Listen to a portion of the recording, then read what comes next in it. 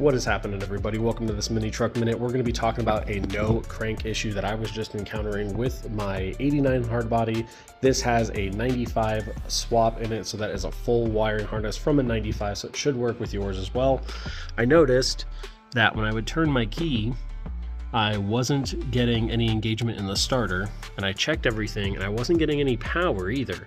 So I took this off right here. There's going to be a little Phillips screw right here. You'll go ahead and slide it out.